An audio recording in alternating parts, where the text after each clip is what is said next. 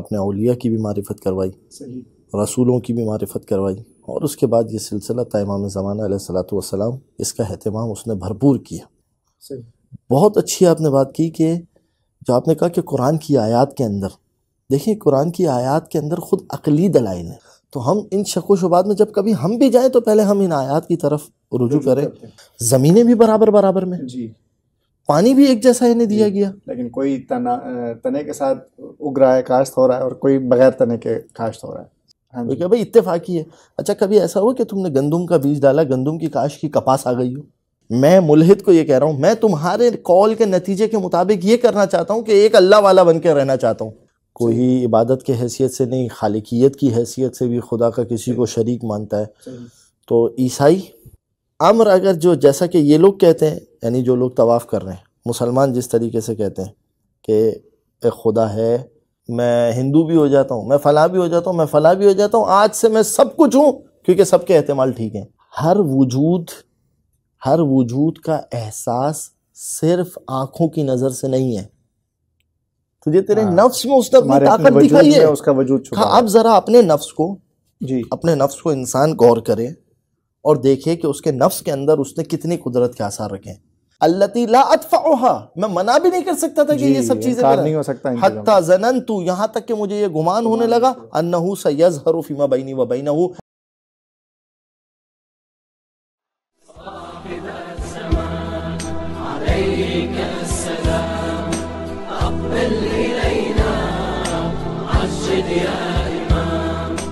نور ہی نور ہے، خلق مشکور ہے، ضیافت نور ہے، ضیافت نور ہے۔ اعوذ باللہ من الشیطان الرجیم، بسم اللہ الرحمن الرحیم۔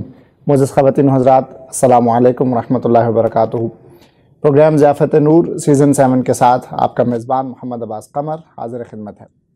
ناظرین کرام، رمضان المبارک اپنی رحمتیں، برکتیں اور مغفرتوں کا ایک سلسلہ لیے ہوئے رواں دواں ہے، اور پہلا عشرہ اپنے اختتام کو پہنچا۔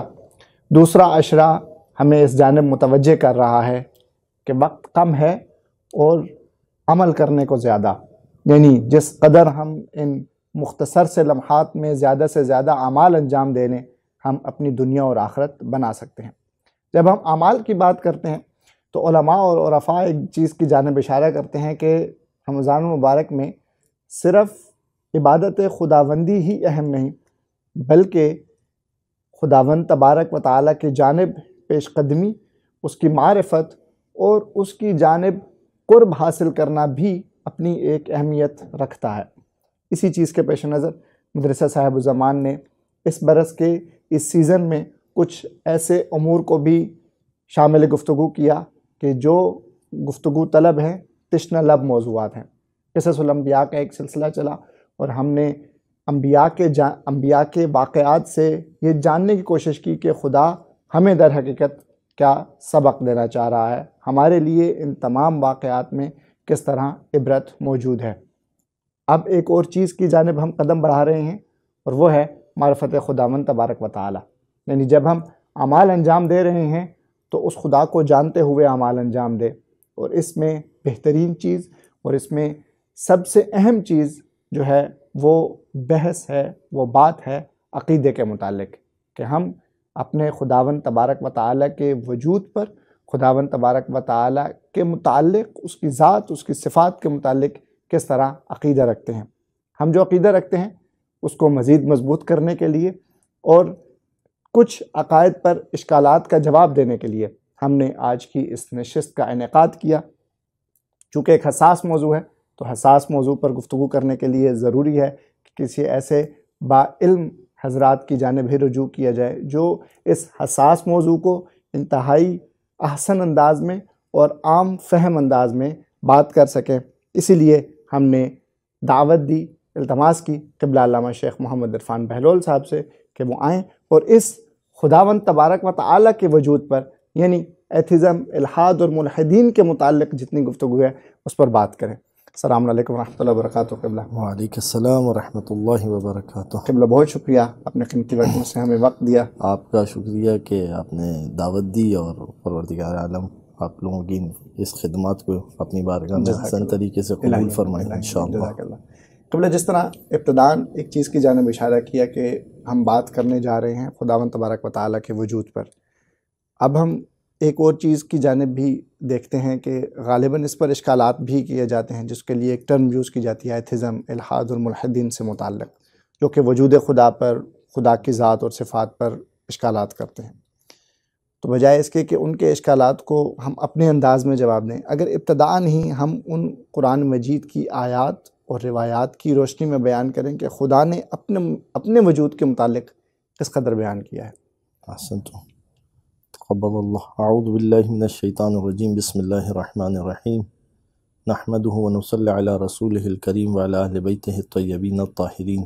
اللہم صلی علی محمد وآل محمد. یہ آپ نے ایک بہت اچھا سوال پیش کیا ہے کہ قرآن کی آیات کے ذریعے سے کہ خود اس نے اپنے وجود کو کیسے پہچنوایا. اس لیے کہ جب خلق اس نے کیا تو اسی نے معرفت بھی کروائی، بے شک اپنی بھی معرفت کروائی، اپنے اولیاء کی بھی معرفت کروائی، صحیح، رسولوں کی بھی معرفت کروائی، اور اس کے بعد یہ سلسلہ تا امام زمانہ علیہ الصلوۃ والسلام اس کا اہتمام اس نے بھرپور کیا. صحیح. وہ جو نظام اس نے انعقاد کیا ہے اس کی اگر معرفت کروائی. وہ اس نظام کو اس طریقے سے قائم نہیں کرتا جی اور معرفت کے اس سلسلے کو اتنا آسان نہیں رکھتا کہ ہر فکر اس کی معرفت کو درک کر سکے، تو کل کو وہ قیامت کے دن حجت نہیں کر سکتا تھا. اچھا، اس لیے اس نے معرفت کے اس سلسلے کو بدیہی رکھا. صحیح، بہت اچھی آپ نے بات کی کہ جو آپ نے کہا کہ قرآن کی آیات کے اندر، دیکھیں قرآن کی آیات کے اندر خود عقلی دلائل ہیں. خدا نے جو اپنے وجود کے متعلق یعنی بیان اب کیا جو ہم قرآن کی آیات پیش کریں گے، ہے. جی میں کہہ رہا ہوں ایک غیر مسلم بھی صحیح، ان قرآن کی آیات کو پڑھے، صحیح ہے، صحیح، اسے بطور قرآن نہ پڑھے، بطور ایک کتاب پڑھے، ٹھیک ہے. اور دیکھے کہ کیا اس میں جو گفتگو کی گئی ہے جی وہ واقعاً میری عقل کے مطابق ہے یا نہیں ہے، یا نہیں. صحیح. میری ایک عقل کو شخص وہ جو جگاتی آئیڈیا ہے. لینا چاہ رہا ہے خدا کے وجود کے متعلق، وہ اس نظریے سے بھی اگر ان آیات کی تلاوت کرتا ہے تو اس کے شکوک و شبہات دور ہو سکتے ہیں. احسن. تو ضروری نہیں ہے کہ آپ اس کو قرآن اور خالق کا کلام مانتے ہوئے پڑھیں اچھا، یا رسول کا معجزہ سمجھتے ہوئے پڑھیں. جی آپ اسے ویسے ہی دیکھیں کہ اس کتاب نے کیا دلائل پیش کیے. صحیح، جب ایتھزم کا جو سب سے بڑا مسئلہ ہے وہ کیا ہے، جب آپ کہتے ہیں کہ میں نے فلاں اسکالر کو پڑھا، میں نے فلاں اسکالر کو سنا، میں نے فلاں، ہمارا دعویٰ یہ سب آپ کی طرح مخلوق ہے، آپ کی طرح خلق ہوئے میں، جی ان سب کی عقلیں مخلوق ہیں. ہاں جی، تو آپ مخلوق اس عقل کے کلام کو تو مان رہے ہیں اور اس کو تو سن رہے ہیں کہ جس کی عقل خود مخلوق ہے، جو خالق العقل ہے، اس کی جانب متوجہ نہیں ہے. تو آپ خالق العقل کے اعتبار سے نہ صحیح، جی کم از کم ہمارے دعوے کے اعتبار سے ٹھیک، ان آیتوں کو ایک عقلی طور پر پڑھ کے دیکھیں کیا ان آیتوں کے ذریعے سے، جبکہ یہ آیتیں آپ دیکھیے قمر بھائی کتنی جگہوں پر یہ آیتیں لعلکم تتفکرون، آیات متوجہ کرنا. جیسے مثال آیات لقوم یعقلون، صحیح، نشانیاں ہیں ان لوگوں کے لیے جو صاحب عقل ہیں.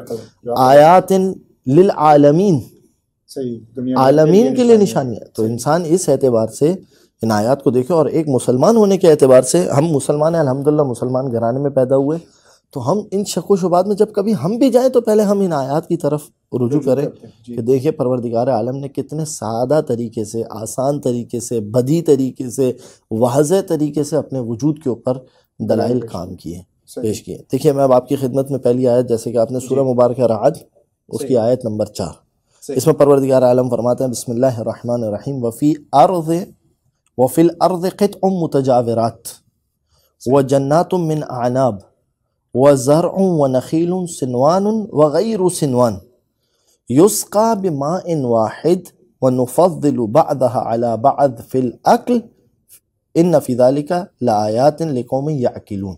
ترجمہ آیت کا، وفی الارض قطع متجاورات، یہ زمین ہے، فرض کر لیتے ہیں ہم اس ٹیبل کو، ارض ہے یہ زمین اور اس کے برابر میں ایک زمین ہے، صحیح، دو زمینیں ساتھ ساتھ ہیں. جی کتنی خوبصورت مثال خدا دے رہا ہے، یہ دو زمینیں ساتھ ساتھ ہیں. بالکل آسان فہم انداز میں. وجنات من اعناب، وجنات من اعناب، انگور کے باغات ہیں، صحیح. ٹھیک ہے. وزرع و نخیل. اب یہ زمینوں میں کیا ایک جگہ پہ زراعت ہو رہی ہے, جی ایک جگہ انگور کے باغات ہیں, جی ایک جگہ کھجور کے باغات ہیں. جی ٹھیک ہے, یہ سب چیزیں اسی زمین پہ ساتھ ساتھ ہیں. سنوان و غیر و سنوان, کچھ تنے والے ہیں, صحیح. کچھ بغیر تنے کے خوشے والے ہیں, جیسے انگور کے خوشے ہوتے ہیں, جی کھجور کا درخت ہوتا ہے. جی ٹھیک ہے. جی اب خدا کیا کہہ رہا ہے, یسقی بماء واحد, انہیں پانی تو ایک ہی جیسا دیا گیا تھا. جی بالکل. زمینیں بھی برابر برابر میں, جی پانی بھی ایک جیسا انہیں دیا گیا. لیکن کوئی تنے کے ساتھ اگ رہا ہے, کاشت ہو رہا ہے, اور کوئی بغیر تنے کے کاشت ہو رہا ہے. صحیح. پھر اس کے بعد پر وَنُفَضِّلُ بَعْضَهَا عَلَى بَعْضٍ فِي الْأَكْلِ, ہم نے بعض کو ذائقے میں بھی الگ کر دیا. صحیح بالکل. انگور کا ذائقہ کبھی بھی دوسرے پھل کے ساتھ نہیں مل رہا. بالکل. شکل میں بھی الگ کر دیا, ذائقے میں بھی الگ کر دیا, کلر میں بھی الگ کر دیا. إِنَّ فِي ذَلِكَ لَآيَاتٍ لِقَوْمٍ يَعْقِلُونَ, اس میں صاحبان عقل کے لیے نشانی ہے. بالکل. اب اس آیت کو اگر ہم تھوڑا سا بالکل مختصر سا کھولیں گے, بہت زیادہ وضاحت میں ہم نہیں جاتے. سوال یہ ہے کہ جب آپ نے بیج کھایا ہے, کبھی بیج آپ چبا لیتے ہیں, کینو ہے, آپ کینو کھا رہے ہیں, جی صحیح ہے. اس طرح کوئی اور پھل لے لیں, بیج کڑوا ہوتا ہے. جی ٹھیک ہے. صحیح. تو اس میں مٹھاس کس نے ڈالی, پھل میں مٹھاس کس نے ڈالی؟ بیج سے ایک پھل نکل رہا ہے, اس میں مٹھاس ڈالنے والی کون سی ذات؟ اچھا, بیج تو سفید رنگ کا تھا. جی. جو پانی آپ نے دیا کیا اس کا کوئی رنگ تھا؟ نہیں, بے رنگ پانی ہے. بے رنگ پانی ہے. جی صحیح ہے, پانی کا کوئی کلر نہیں ہوتا. جی. ٹھیک ہے. تو کس نے اس کو زمین کے اندر کلرفل کیا, جبکہ زمین کا کلر کیا تھا؟ براؤن. جی. اگر مٹی کا کلر ہم براؤن مان تو سارے کے سارے پھل براؤن کلر کے ہوتے ہیں. اس سے اس سے مشابہ رکھتے ہوئے. جی. تو پانی ایک جیسا, بیج کڑوے, جی, مٹی کا کلر جو پروردگار کہہ رہا ہے قطع متجاورات, جی برابر برابر کی زمین. ہاں جی. تو یہ عمل کس نے کیا زمین کے اندر, یہ سارا پروسیس, یعنی بہت ساری مختلف چیزوں کو اکٹھا کر کے ایک نئی چیز ایجاد کرنے والی ذات. اور یہ سارا پروسیس کس نے کیا زمین کے اندر؟ یا تو میں دعویٰ کروں کہ میں نے پانی ڈالنے کے بعد یہ پروسیس کیا, میں نے اس کو گرین کلر کا پانی دیا تھا تو یہ انگور بنا, براؤن کلر کا پانی دیا تھا تو مثال کے طور پہ یہ کھجور بن گئی. جی صحیح ہے. پھر مثال کے طور پہ میں نے اس کو جو ہے وہ اورنج کلر کا پانی دیا تھا اس لیے اورنج ہے. نہیں کیا نا. اچھا, اب دلیل کہاں پر ہے؟ اس کا مطلب یہ ایک فعل ہے نا. جی, ایک فعل ہے. جی. تو یہ جو فعل آیا ہے, اس فعل کے لیے کیا کوئی فاعل نہیں ہے جو اس کام کو انجام دے رہا ہو؟ کون ہے اس کے پیچھے, کس کی تدبیر ہے؟ ظاہراً وہ پانی دینے والا یا وہ کاشت کرنے والا. پوری دنیا میں آپ اس وقت سب سے پوچھ لیں, جتنے بھی لوگ ہیں پوری دنیا میں سب سے پوچھ لیں, کوئی دعویٰ کرتا ہے کہ یہ کام میں نے کیا؟ نہیں, کوئی دعویٰ نہیں کر رہا کہ یہ کام میں نے کیا. اس کا مطلب کوئی تو ہے نا. اچھا, اگر کوئی فرض کر لے دعویٰ کرے گا کہ یہ کام میں نے کیا ہے, تو ہم اسے کہیں گے چلیں آپ نے زمین سے نکال دیا, ایک کام کریں ٹیبل کے نیچے سے نکال کے دے دیں ایک ذرا. صحیح. بالکل. تو جب کوئی دعویٰ نہیں کرتا یہ میں نے کیا, اس کا مطلب کوئی ہے جس کی تدبیر ہے. بالکل. اور اس سے صرف یہ ثابت نہیں ہوتا کہ کوئی ہے, بلکہ ایسا کوئی ہے کہ جو قادر بھی ہے, جو چاہے نکال سکتا ہے, جو کر بھی سکتا ہے. بالکل, قدرت رکھتا ہے اس کام کے اوپر, ہے کہ نہیں؟ اچھا, کبھی آپ پوچھیں کسی کھیتی باڑی سے کہ بھائی ایسا ہوا کہ کبھی تم نے جو ہے وہ گندم کی کاشت کے لیے گندم کا بیج ڈالا ہے, اگر سب اتفاقی ہے تو کہ بھائی اتفاقی ہے. اچھا, کبھی ایسا ہوا کہ تم نے گندم کا بیج ڈالا, گندم کی کاشت کی کپاس آ گئی ہو؟ نہیں ہوا. تم نے کھجور کا درخت کے لیے کھجور کا بیج ڈالا تھا, کھجور کی کاشت کی تھی, پانی اس لیے ڈالا تھا کہ یہاں سے کھجور نکلے گی, تو کبھی ایسا ہوا کہ وہ غلطی سے جو ہے وہ وہاں سے انگور نکل آئے ہوں؟ نہیں ہوتا. اس کا مطلب تدبیر کے تحت ساری چیزیں چل رہی. بالکل.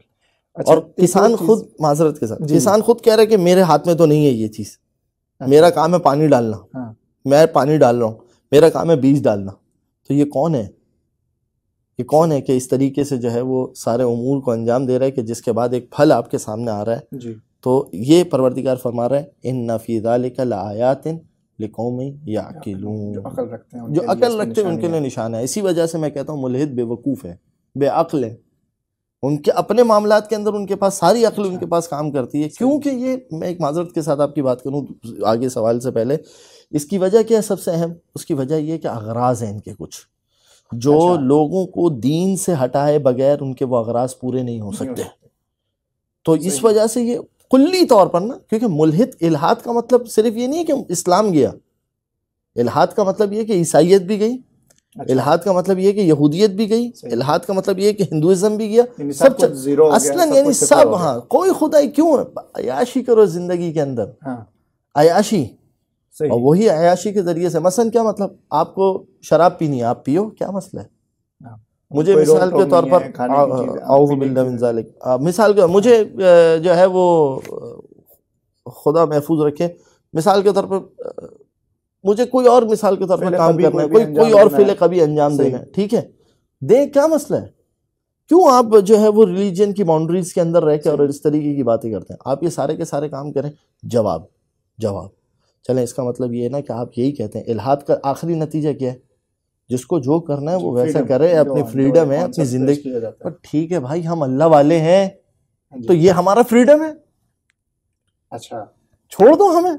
بھائی الحاد کا نتیجہ کیا ہے؟ جس کو جو کرنا ہے وہ اس انداز سے کرے، ٹھیک ہے، وہ کرے نا. تو میں یہ کرنا چاہتا ہوں، توجہ کیجئے، میں ملحد کو یہ کہہ رہا ہوں، میں تمہارے کال کے نتیجے کے مطابق یہ کرنا چاہتا ہوں کہ ایک اللہ والا بن کے رہنا چاہتا ہوں، تو مجھے فریڈم کیوں نہیں ہے؟ اچھا، آپ مجھے بھی فریڈم دے دو. یعنی اس کو اگر ہم بالاختصار مختصر کر کے کہیں تو یہ کہہ سکتے ہیں کہ فریڈم ان کا آبجیکٹیو ہے، منزل ہے، اور الحاد اور ایتھیزم اور یہ ساری چیزیں ان کے سٹیپس ہیں، جس کے ان کے نعرے بھی موجود ہیں، ورلڈ وداؤٹ بارڈرز اور یہ ساری چیزیں، کہ بھائی آپ کیونکہ جو مقاصد جو وہ لانا چاہتے ہیں نا، جو دجالی سوچ صحیح جس کو وہ لانا چاہتے ہیں، اس کے لیے الحاد جو ہے وہ ان کے پاس صحیح. اور آپ ہی کی بات میں سے ایک اور چیز کی جانب اشارہ میرے ذہن میں آیا کہ شاید وہ اسی چیز کو through out the world impose کرنا چاہ رہے ہیں، کہ پوری دنیا میں یہ امپوز ہو تاکہ چیزیں ان کے ہاتھ میں رہیں، ان کے اختیار میں رہیں، اور اختیار میں رہیں، اور یہ ساری کی ساری چیزیں. جبکہ خدا کہہ رہا ہے کہ عقل والوں کے لیے نشانیاں ہیں کہ جو کچھ بھی ہو رہا ہے وہ خود نہیں ہو رہا بلکہ ہماری جانب سے ہو رہا ہے.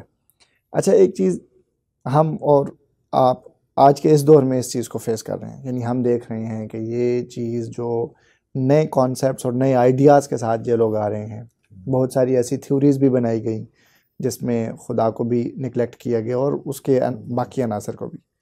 یہ تو آج ہم کہیں کہ چونکہ لوگوں نے زیادہ پڑھ لیا یا چیزوں کی جانب زیادہ متوجہ ہو گئے تو اس لیے یہ نظریات پیدا ہونا شروع ہو گئے.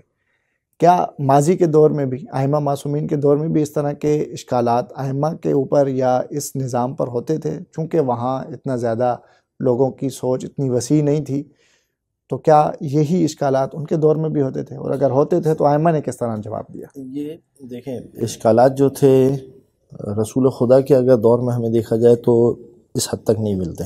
اچھا، اس لیے کہ رسول خدا کا جو معرکہ تھا وہ مشرکین کے ساتھ تھا. مشرک ٹھیک ہے خدا کے کی ذات میں شریک کرتے ہیں، کوئی عبادی حیثیت سے شریک کرتا ہے، کوئی عبادت کے حیثیت سے نہیں، خالقیت کی حیثیت سے بھی خدا کا کسی کو شریک مانتا ہے. تو عیسائی، یہودی اور کفار مکہ، یہ تین بڑی اس وقت مسلمانوں کے مقابلے میں طاقتیں تھیں. ان سب کے ساتھ جو جنگ تھی وہ شرک کی جنگ تھی. کفار مکہ کے ساتھ بت کی جنگ تھی، ٹھیک ہے، تو وہ بت جو 360 تھے، یہ اس چیز کا خدا، یہ اس چیز کا خدا، یہ اس چیز کو. لہذا وہ کفار مکہ بھی اگر رسول خدا ان سے یہ کہہ دیتے نا کہ بھائی جب 360 کو مانتے ہو 361 ایک میرا بھی لے لو، تو وہ ان کے لیے مشکل نہیں تھا، وہ 361 کو مان لیتے. وہ شریک نہیں. سارا معاملہ کہاں پر تھا؟ لا الہ، لا الہ کا معاملہ تھا، وہ بڑا اہم معاملہ تھا. سورہ کافرون میں اس طرح احسنتم، لا الہ کا جو ہے وہ معاملہ جو ہے وہ اہم تھا. لہٰذا وہاں رسول خدا کی جو ان کے ساتھ ڈیبیٹس تھیں وہ ساری کی ساری مشرکوں کے ساتھ ڈیبیٹس ہیں. مگر جب زمانہ آگے چلتا گیا تو 5ویں امام کے دور میں، 6ٹھے امام کے دور میں پھر یہ چیزیں جو ہے وہ الحاد جو ہے وہ آنا شروع ہوا. مثلا مصر سے لوگ آئے، کیونکہ یونان کے فلسفے کو جب ترجمہ کیا گیا عربی کے اندر، یونان سے جو فلسفہ ترجمہ ہونا شروع ہوا، خصوصاً 7ویں امام کے دور میں، 8ویں امام کے دور میں، منصور کے دور کے اندر. اور یہ سارے کیونکہ یہ بظاہر انہوں نے ایسا ظاہر کیا ہوا تھا کہ ہم بڑے علم کے دلدادہ ہیں اور علمی ایک ماحول بنانا چاہتے ہیں، اہل علم، اس طریقے سے. تو اس زمانے میں جو ہے وہ یہ الحاد کی ہوائیں جو ہے وہ وہاں پر نظر آتی ہے، اور ائمہ علیہ السلام نے جو ہے وہ اس کو کاؤنٹر بھی کیا بہت ساری جگہوں پر. جب بھی کبھی مثلا اس طرح کا سوال اٹھا تو ائمہ نے الحاد کو کاؤنٹر کیا، جواب دیا. ٹھیک ہے، کوئی ایک آدھ واقعہ ہمارے ناظرین کے لیے اور ہمارے علم کے لیے اگر بیان کر سکیں کہ کسی معصوم کے سامنے اس طرح سے معاملہ آیا ہو معصوم نے اس کو کاؤنٹر کیا ہو؟ بہت سارے ایسے لوگ ہیں کہ جن کے ائمہ کے ساتھ الحاد کے اوپر مناظرہ موجود ہے. مثال کے طور پر جو مشہور نام ہے ان کے اندر ابن مقفع، یہ اس وقت کا ایک دہریہ تھا، ملحد تھا. اسی طریقے سے ابن ابی العوجہ، یہ بھی جو ہے وہ ایک ملحد تھا. اسی طریقے سے ابو شاکر دیسانی، یہ بھی ایک ملحد تھا. تو اس طریقے کے بہت سارے واقعات جو ہے وہ ہمارے پاس موجود ہیں کہ جو ائمہ علیہ السلام کے پاس آئے. ان میں سے جو ایک واقعہ ابن ابی العوجہ کا واقعہ، وہ بڑا اہم واقعہ ہے. اس پہ میں آپ کی خدمت میں جو ہے وہ اس کی طرف اشارہ کرتا ہوں. ابن ابی العوجہ، ابن مقفع اور ابن ابی العوجہ، خلاصہ پیش کر رہا ہوں، پھر میں جو مین نقطہ ہے اس میں کچھ عربی عبارت پیش کروں گا تاکہ اہم نقطہ سمجھ. ابن مقفع اور ابن ابی العوجہ بیٹھے ہوئے تھے. ابن مقفع نے ابن ابی العوجہ سے کہا کہ یہ جو سامنے شخص بیٹھا ہوا ہے نا، اگر کسی کو انسان کہا جائے تو یہ ہے. اچھا، ہے ملحد، یعنی آپ صحیح معنوں میں کسی کو انسان ہے تو کہنا چاہ رہے ہیں تو کہا یہ تم نے کیسا دعویٰ کیا؟ اب تم نے دعویٰ کیا ہے تو دلیل، جی ہر دعوے کی دلیل تو ہونی چاہیے. جی ابن مقفع نے کہا کہ دیکھو دلیل کو چھوڑو، جو بات میں تمہیں کہہ رہا ہوں اسے مان لو. تم اگر اس کے پاس چلے گئے تو پھر یہ یاد رکھنا کہ جس مذہب پہ تم ہو اس پہ قائم نہیں رہ سکو گے. اچھا، اس نے کہا یہ تو تم نے میرے اشتیاق میں اور زیادہ اضافہ کر دیا، اب تو میں جاؤں گا، جا کے بیٹھوں گا. صحیح. گئے. جانے کے بعد امام نے ابن ابی العوجہ سے جب وہ بیٹھ گئے تو امام نے ایک سوال کیا. اب وہ سوال کیا کہ امام نے جو مشہور و معروف ہے، صحیح. کہا کہ امر اگر جو جیسا کہ یہ لوگ کہتے ہیں، یعنی جو لوگ طواف کر رہے ہیں، مسلمان جس طریقے سے کہتے ہیں کہ ایک خدا ہے، اس کے بعد قیامت آئے گی، قیامت میں جو ہے وہ جانے کے بعد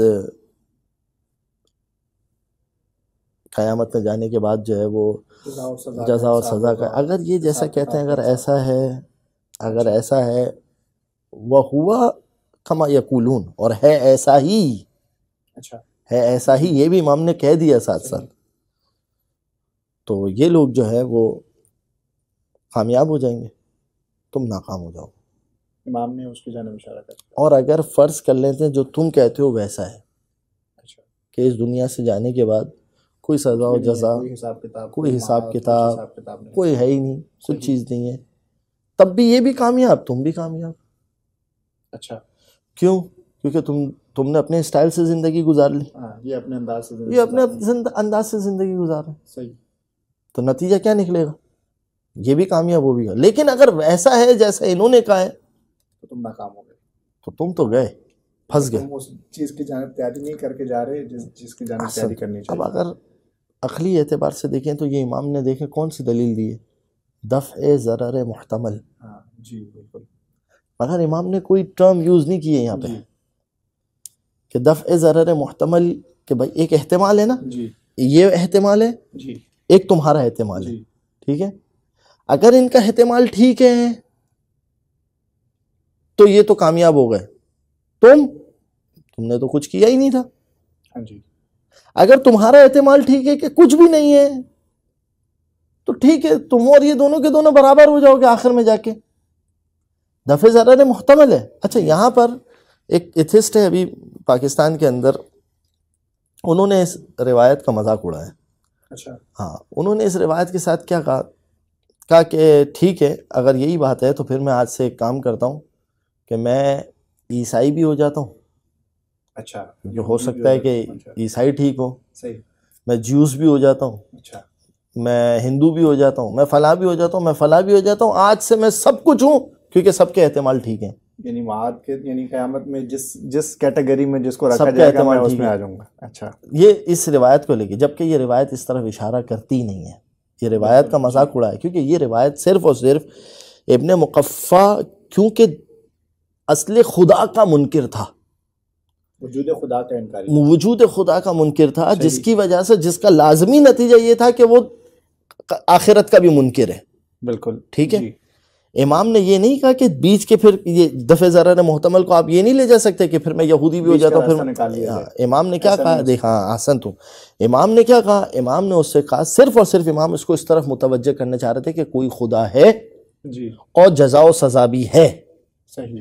اب نتیجہ کیا نکلتا ہے کہ جب کوئی خدا ہے جی اور جزا و سزا بھی ہے جیسا کہ وہ کہہ رہے ہیں، اگر ٹھیک ہوا تو تمہارے اوپر ضروری ہے کہ تم تحقیق کرو. امام نے اس کو دعوت دی ہے، اس چیز کی احسن جانب تو. متوجہ کیا ہے کہ جو ایک احتمال پایا جا رہا ہے. اس کے اوپر تم تحقیق کرو. اس احتمال پہ کیوں تحقیق نہیں کر رہے؟ صحیح. اس احتمال پہ تحقیق کرو. جی. ٹھیک ہے. اور اگر وہ احتمال تمہارے یقین میں تبدیل ہو جاتا ہے احسن تو پھر اپنی تو تم آمادگی کو مسلمان اظہار ہو جاؤ کرو. گے. جی. احسن تو یہ ہے نہ یہ کہ وہ جس طرح سے اس نے اعتراض کیا جی. وہ بات درست نہیں ہے. اب ہوا کیا، اس نے کیا کیا جو اہم ترین یہاں سے اس واقعے کے اندر لطافت ہے، اس نے کہا کہ فائدہ اٹھایا میں نے موقع کا، فَاغْتَنِمْتُهَا، میں نے امام کی اس بات کا فائدہ اٹھایا. جیسے جو ایک اویس اقبال ان کا غالباً نام ہے، ملحد ہے، اچھا. انہوں نے جس طریقے سے روایت کا مذاق اڑایا، ابن ابی العوجہ کہتا ہے کہ فَاغْتَنِمْتُهَا، میں نے غنیمت جانا اور میں نے اس کو غنیمت جانتے ہوئے امام سے ایک سوال کر دیا. صحیح. اچھا کیا سوال کیا؟ میں نے کہا کہ ما منعہ ان کان الامر کما یقولون ان یظہر لخلقہ ویدعوہم الی عبادتہ حتی لا یختلف منہم اثنان. کہا کہ اگر آپ کہتے ہو کہ امر وہی ہے کہ جو وہ کہتے ہیں ایسا ہے جی. تو وہ اپنے آپ کو ظاہر کر دیتا. اچھا، یعنی چھپا ہوا کیوں ہے، پوشیدہ کیوں ہے؟ وہ اپنے آپ کو ظاہر کر دیتا. جی. اور جب وہ اپنے آپ کو ظاہر کرتا اور لوگوں کو اپنی عبادت کی طرف بلاتا تاکہ کوئی دو شخص بھی اس میں اختلاف نہ کرتے، ایسا کیوں نہیں کیا؟ اس نے اپنے آپ کو ظاہر کر کے ایسا کیوں نہیں کیا؟ یعنی خدا کے وجود کے غائب ہونے پر اس نے اشکال کیا کہ ایسا کیوں ہے کہ خدا ہمیں نظر نہیں آ رہا اور ہم سے عبادت کا مطالبہ کر رہا ہے. اب امام نے یہ نہیں کہا کہ وہ نظر نہیں آئے گا. اچھا. امام نے کہا کہ وہ کب نظر نہیں آ رہا. اس کے اشکال کا یہ جواب دے دیا کہ تم کہہ رہے ہو کہ نظر نہیں آتا جبکہ وہ نظر آتا ہے. کہا وہ کب نظر نہیں آ رہا. اچھا. دیکھیے کس انداز سے، بہت اہم بات ہے، اس پہ تھوڑا سا 1 منٹ مجھے دیجیے گا، میں اس کی وضاحت کروں. دیکھیے ہر وجود کا احساس صرف آنکھوں کی نظر سے نہیں ہے. صحیح. اس وقت میں اور آپ یہاں پر بیٹھے ہوئے، کیونکہ میرا جسمانی مادی وجود ہے جی. تو آپ مجھے آنکھوں سے دیکھ رہے ہیں. آپ کیا کہیں گے؟ میری طرف اشارہ کر کے کہیں گے عرفان صاحب یہ بیٹھے ہوئے. میں کہوں گا قمر صاحب یہ بیٹھے ہوئے. اس مائک کا ایک وجود ہے جی. جو ہمارے وجود سے چھوٹا وجود ہے. جی. ٹھیک ہے، اس کی اپنی ایک وجود کی کیفیت ہے، ہر ایک چیز اپنی ایک ایگزسٹنس رکھتی ہے. احسن تو. اب یہاں اس گلاس کے اندر، صحیح ہے، ہمارے اس گلاس کے اندر مشروب موجود ہے. جی. ٹھیک ہے، اب مجھے اور آپ کو نظر آ رہا ہے.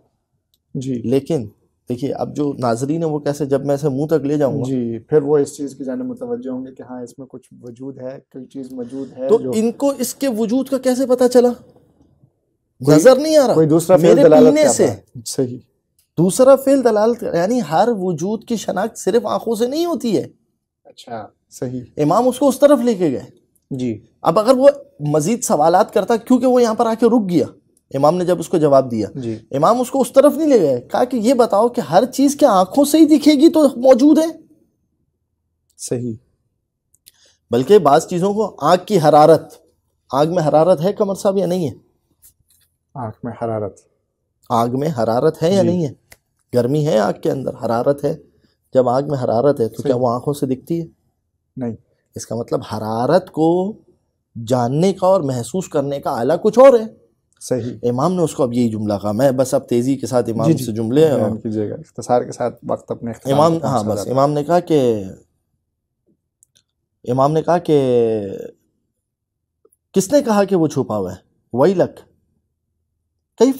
کیف احتجب عنک من اراک قدرتہ فی نفسک، وہ تیرے سے کیسے پوشیدہ ہے کہ جس نے اپنی قدرت تجھے تیرے نفس میں دکھائی ہے، تجھے تیرے نفس میں اس نے اپنی طاقت دکھائی ہے، اس کا وجود چھپا ہے. اب ذرا اپنے نفس کو، جی اپنے نفس کو انسان غور کرے اور دیکھے کہ اس کے نفس کے اندر اس نے کتنی قدرت کے آثار رکھے ہیں.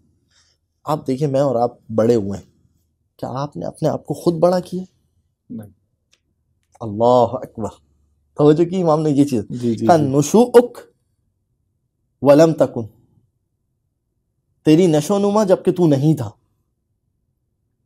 تم معدوم تھے، یعنی وجود ہی نہیں رکھتے تھے، تمہیں عدم سے وجود دیا اس نے. کبرک بعد صغرك ہاں چھوٹے تھے تمہیں بڑا کیا. قوتك بعد ضعفك ہاں صحیح.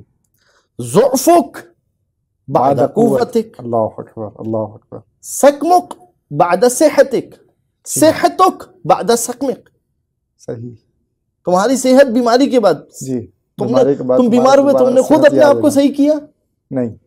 ڈاکٹر کے پاس گئے, ڈاکٹر نے دوا دی, آپ جا کے ڈاکٹر سے پوچھو, ڈاکٹر کہے گا کہ میرا کام دوا دینا ہے, شفا دینا نہیں ہے. اس لیے کہ اگر میرا ہاتھ میں شفا دینا ہوتا تو میں جس بھی مریض کو یہ دوائی دے دیتا اس کو شفا حتماً ملنی تھی. مجھے 100% یقین ہوتا کہ یہ اٹھ کے جا رہا ہے تو شفا یاب ہو جائے گا. رزاق بعد غضبک غضبک بعد رزاق. اب امام نے یہ بتاتے بس میں آخری جملہ آپ کی خدمت میں, یہاں تک کہ ابن ابی الوجہ کیا کہتا ہے کہ ما ذال یعدد علی قدرتہ. امام جو ہے وہ اس کی قدرت میرے سامنے بیان کرتے گئے. التی ہی فی نفسی, کے جو میرے نفس میں تھی, التی لا ادفعها, میں منع بھی نہیں کر سکتا تھا کہ یہ سب چیزیں نہیں ہو سکتا. حتی ظننت, یہاں تک کہ مجھے یہ گمان ہونے لگا, انہ سیظہر فیما بینی و بینہ, کہ وہ اللہ ان قریب میرے اور امام کے درمیان ظاہر ہو جائے گا. اس انداز سے جو ہے وہ امام نے مجھے صرف اپنے سنوریہم, پھر وہی آیت جہاں سے ہم نے شروع کی تھی وہیں پر بات, سنوریہم آیاتنا فی الآفاق وفی انفسہم, ہم انہیں آفاق میں بھی اور ان کے اپنے نفسوں میں نشانیاں دکھائیں گے. بالکل. ہم نے کہا یہ سب کیا تم نے خود کیا؟ بے شک بے شک. یعنی یہ ایک بہت بڑی چیز ہے کہ اگر ہم اس چیز میں ڈیپلی دقیق انداز میں جاتے ہیں, ہمارا اپنا وجود اس چیز پر دلالت کرتا ہے کہ وہ ایک خالق ہے, وہ ایک نظام چلانے والا مربی اور آلہ ہے کہ جو اس سارے نظام کو چلا رہا ہے. بہت اہم بات ہے واقعا. آپ دیکھیں صحت مند غذائیں کھا رہا ہوں, مریض ہو گیا ہے, صحت مند غذائیں کھا رہے ہیں, پھل دیے جا رہے ہیں, سوپ دیے جا رہے ہیں, سب کچھ, مگر اس کے باوجود بھی کیونکہ اس کی منشا نہیں ہے, ایک وجود ایسا ہے جس کی منشا نہیں ہے کہ اس وقت اس کے جسم میں صحت اترے, ساری کی ساری وٹامنز والی چیزیں بھی اس کے وجود میں رکھتے ہیں. قبلہ بہت شکریہ, آپ نے انتہائی حساس موضوع کو انتہائی عام فہم انداز میں بیان کر دیا. ناظرین کرام, وقت اس چیز کی جانب ہمیں مجبور کرتا ہے کہ ہم اس گفتگو کو کہیں نہ کہیں سمیٹیں, وإلا یہ گفتگویں اور یہ جوار بھی اس چیز کا مطالبہ کرتے ہیں کہ جس قدر ہم معرفت خدا کی جانب اور اس ذات بابرکت کی جانب قدم بڑھاتے جائیں, یہ چیز ہمیں زیادہ سے زیادہ محسوس کرتی جا رہی ہوتی ہیں. ناظرین کرام, ضیافت نور سیزن 7 کا یہ سلسلہ جاری و ساری ہے اور ہم اس جانب قدم بڑھا رہے ہیں کہ خود کو خداوند تبارک و تعالیٰ کی جانب معرفت کی منازل تک پہنچا سکیں. ناظرین کرام, پروگرام کے اختتام میں ہم اس تمام گفتگو کو اختصار کے ساتھ 4 سے 5 سوالات میں مختصراً بیان کرتے ہیں. آپ ان سوالات کا جواب دیں اور آپ ان تمام انعامات سے مستفید ہو سکتے ہیں کہ جو پہلا اور دوسرا انعام زیارت کربلا معلیٰ اور نجف اشرف ہے. اس کے بعد 5 خوش نصیبوں کے لیے در نجف کا انعام اور حرم کا پرچم اور حرم کا قیمتی سنگ مرمر. تمام خوش نصیبوں کے لیے یہ سہولیات اس ٹرانسمیشن سے, اس پلیٹ فارم سے دستیاب ہیں انشاءاللہ. اس نشست کا وقت اپنے اختتام کو پہنچا. انشاءاللہ خداوند تبارک و تعالیٰ کی جانب معرفت کے لیے ہم ایک اور نشست کا بھی انعقاد کریں گے اور اس میں اپنے معزز مہمان سے وجود خدا, ذات خدا اور صفات خدا پر گفتگو کریں گے. یہاں ہمیں اجازت دیجیے گا, آپ سے ملاقات ہوگی اگلی نشست میں. تب تک کے لیے فی امان اللہ.